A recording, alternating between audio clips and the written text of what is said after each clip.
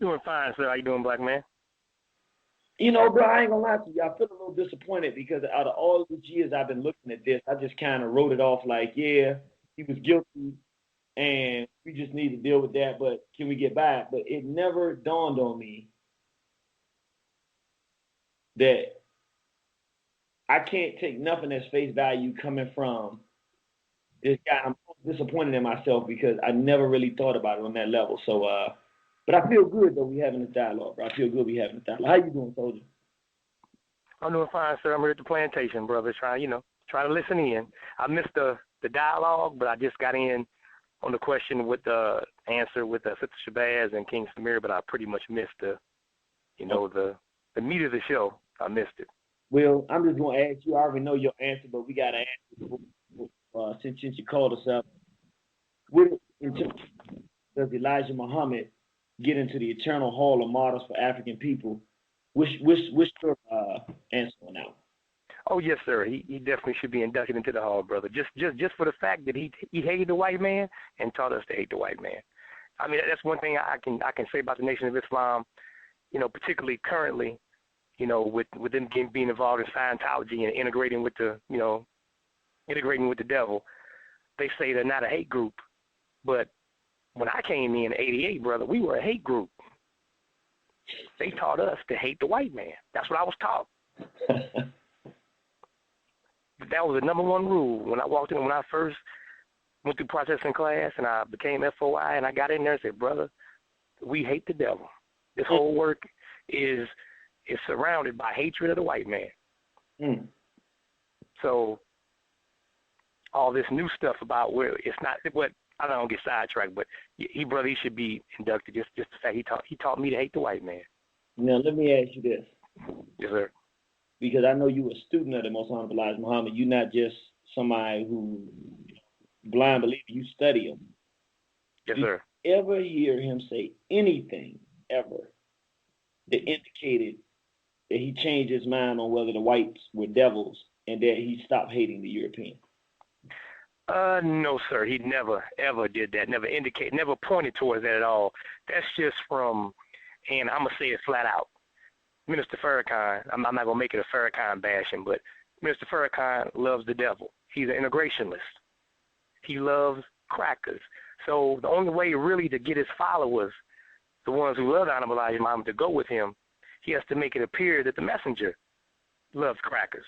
He comes up with all these conversations. Oh, me and the messenger had this conversation. We had this conversation, that conversation, that nobody can verify. That he can't even verify himself.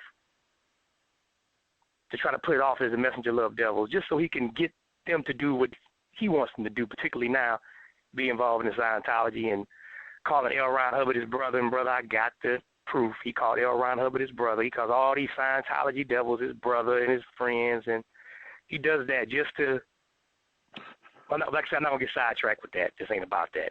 Yeah, But, and let me just say, yeah, we want to keep it on Elijah Muhammad, but yes, for sir. I can say, I just today I did actually hear Minister Farrakhan refer to my brother L. Ron Hubbard. So I mean, for what it's worth, that what the brothers here is saying is not something he's making up. It's just a fact that did occur. I mean, I just saw it. I mean, I saw it. I heard it.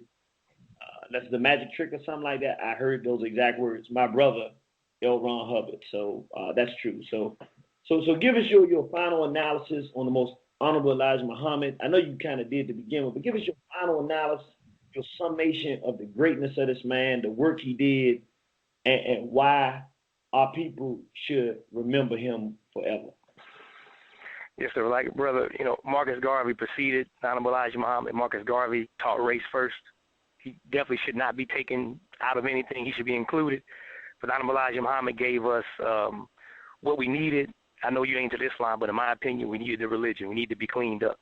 The black man, we need to be cleaned up. So Honorable Elijah Muhammad came and he cleaned us up. He gave us self-respect. He gave us knowledge of self. And he gave us structure.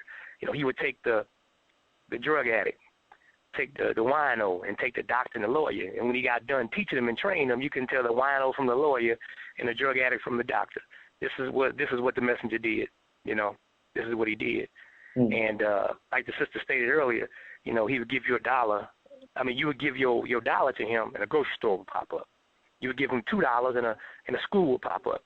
You give them $3 and another business would pop up. This man, and I know this for a fact. I had an old believer, Brother Akmal Muhammad, who was with the messenger. He died a couple of years ago, brother. Adam Elijah Muhammad owned 3 suits and 1 vehicle. And it was an old Thunderbird. They bought him a new Thunderbird, and he gave it back. I mean, this was a moral man. Brother, he died with 3 suits. That's all he had. You know, and I can attest to this. Outside of what Brother Malcolm said about him in terms of that situation with the sisters, I can honestly say, and I've listened to an extent, even like people like Dick Gregory of his, I listened to a lot of people who knew him. I've never heard anyone who knew him personally say anything other than he was a good man. I've never heard him accused of stealing any money, not even the slightest accusation. Never heard him accused of trying to use your hatred or his teachings to personally benefit himself over and above the people. Never heard him putting people in position, except for what he knew people would take. You know, he made analysis, but that if you was dark-skinned in the nation, you was treated less than if you was light-skinned in the nation. I never heard nobody that was back then to say that, or that he put value in and above a black man for his job if he was making more money than the next brother who wasn't making money. I've never, ever, out of all the people I've talked to and the books I've read and the things about them, I never heard the messenger having any of those kind of ego or ethic type of issues.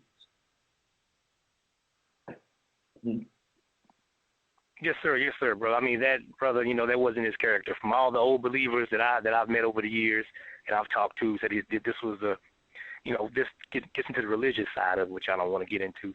But he was the messenger of Allah. He was the Lamb of God without a spot or a blemish, and I believe that because I haven't found one yet. Just in my studies of him, I haven't found one yet. Haven't found one, brother. And let me say, I want everybody to understand. I really appreciate the spirit you're coming in with, because I'm not trying to take people's religion away from them. And when we have brothers and sisters that are Muslim, if they on their shows and they talk about that, this they show. It's not that kind of thing. But I appreciate the fact that people give me the room. I'm gonna just be honest. As an African nationalist, I can still my position. I can still love the Most Honorable Elijah Muhammad, but I can still completely divorce the Islam. Not the decency that he taught, not all of the institutionalism. I believe in all of it pretty much, for the vast majority of it, enough of it that I believe in the man and his mission. But I appreciate the brothers and sisters that, because we got probably at least 50% of our listening audience being Muslim. I appreciate the fact y'all mature enough to understand. I'm just going to be honest. This is not pro-Muslim station or pro-Christian station or pro-Jew station or pro-nothing station for blackness. And if you any of those things, blackness supersedes them, then you're going to get love here.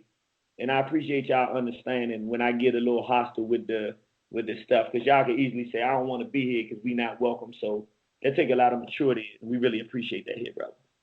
Oh, yes, sir. Yes, sir. Yes, sir. Yes, sir. I understand. Yes, sir. But, brother, yes, sir, definitely got to induct the messenger of Allah. Yes, sir. Like I said, the most important thing really, he taught me to hate the devil. Yes. That's the most important thing. All right, brother. We appreciate you. We take the community there, man. She on fire. You know that, right? Oh, yes, sir. Yes, sir. Yes, sir. I heard it. She was on point. Yes, sir. All right, bro. I'm going to go back and finish picking cotton here at the plantation, brother. Yeah, that cotton itself, brother. Take care of it. Brother. All right, brother. Peace. Peace. We see you on the battlefield. And let me just say this. I got 2 more callers, and we're going to go to them. We got my brother up in upstate that's going to come in here with that good word, and then we got my brother, Newborn African. I do want to say, this is something I really got to say too. One of the greatest characteristics about the institution that the Most Honorable Elijah Muhammad created is the level of maturity. One thing I got to say, and I got to be honest, they're superior in this, even over and above anything I've seen in any form of nationalism that was not the Nation of Islam. They know how to disagree. You can be completely in disagreement with them. They will show you nothing but respect and love. They ain't going to necessarily be nice to you about it, but they're going to show you respect and appreciate it and disagree maturely. And honestly, in the way when I'm trying to disagree, where I try to learn from, they are the brothers and sisters that I try to emulate.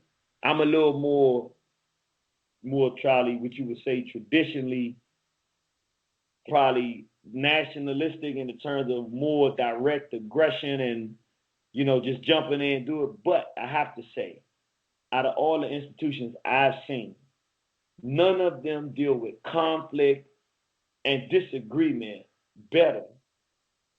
And none of them are slower on the trigger to go and hurt a black person over a disagreement in a dispute than the Nation of Islam. And I credit that to the most honorable Elijah Muhammad's maturity. And that's one thing that the Nation of Islam brings to the table. And I have to acknowledge with the brother, he credits with the religion.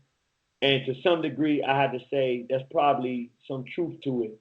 The structure with the religion and the requirements and the beliefs creates an African with a different context and character and maturity than what we have been able to produce. So to some degree, I would say it means that we're going to have to create something and infuse that spirituality on a more definitive law base in order to go forward in the future.